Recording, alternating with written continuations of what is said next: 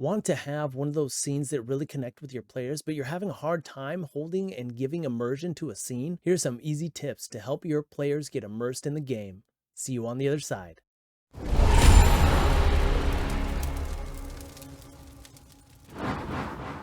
I'm Baba Tugger with MageGate Games, and if you like role-playing games and rolling dice, you're in the right place. So go ahead and smash that subscribe button so you never miss another video. How do you keep your players immersed? How do you keep them engaged in the story? Well, here's some tips. The most immersion-breaking thing you can do is to ask an analytical question, because this has to go through a two-step process for your characters. Players first have to think about it for themselves and then funnel it through, even if they do, through their character's perspective.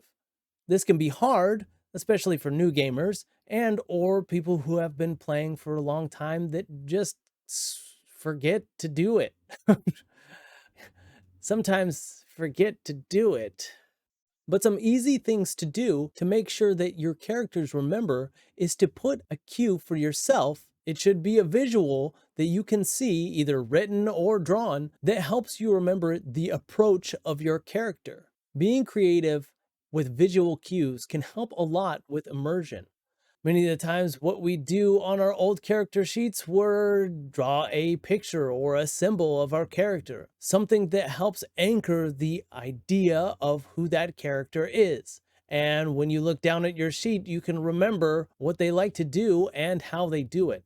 For example, a character that is superstitious and calculating, or a character that is a thrill seeker and chaotic minded.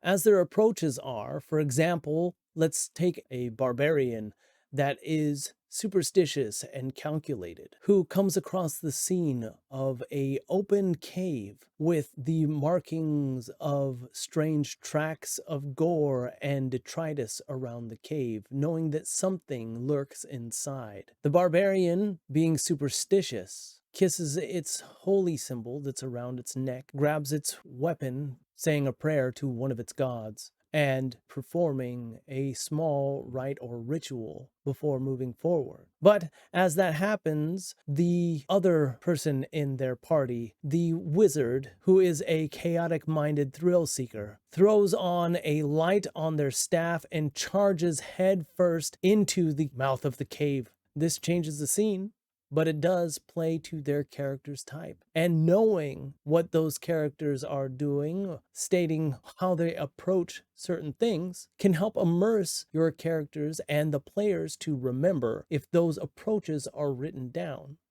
That is kind of what alignment was supposed to be like, but I feel like fell short. Now let's take these two and put them in front of a puzzle. Sure, it might be a simple puzzle or it might be a complicated puzzle. As puzzles go, normally a player will have to think about the puzzle, and this becomes a metagame.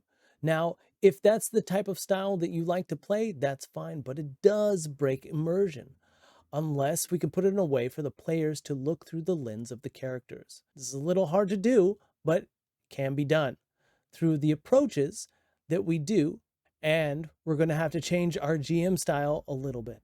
There's going to be a lot more hints because the characters will know certain things and give each other clues. So for example, you tell the barbarian that is calculated that it figures that the stones need to fit in the right slots. And the wizard, being chaotic minded, knows that these stones need to have some sort of spell cast on them for them to be placed in the right order. Now this helps your characters and players figure out what they can do. If it's just simple word problems or things like that, or something that actually has to be solved by players, it's going to break immersion. And another thing to get your players more immersed is not naming your monsters and describing what they look like instead of actually showing them. Sometimes on our VTTs, or even when we put out a mini, it can take us out of the unknown.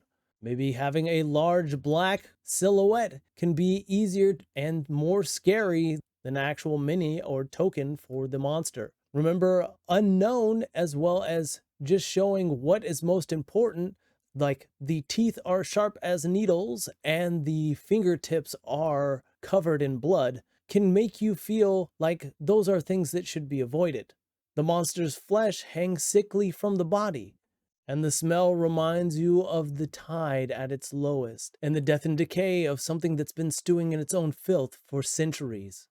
The wet slap and squelch of its steps sends a shiver down the spine of those who hear it.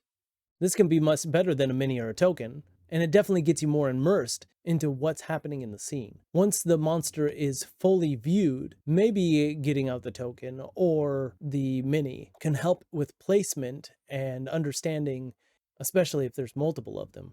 But we're talking about immersion. With zoning, you can say it's close or near or far. More immersion does mean more of a narrative game and might slow down combat a little, but sometimes it's not all about how fast your combat is. Sometimes it's about the type of game that you're playing. And if you want an immersive game, try it out. Try approaches and try to describe the scene using visual, auditory, and olfactory cues.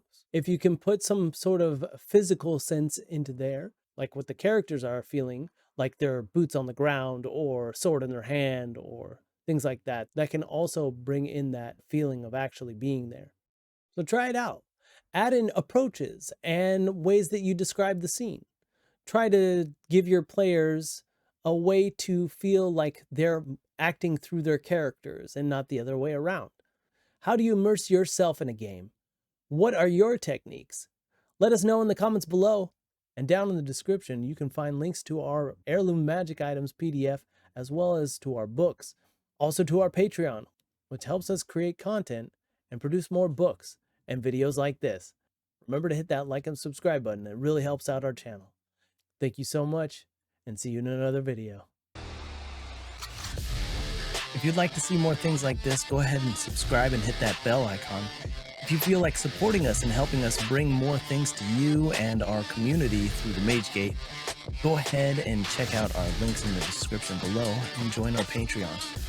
If you haven't picked up your free Heirloom Magic Item PDF, go ahead and check out our website where you can get that for free.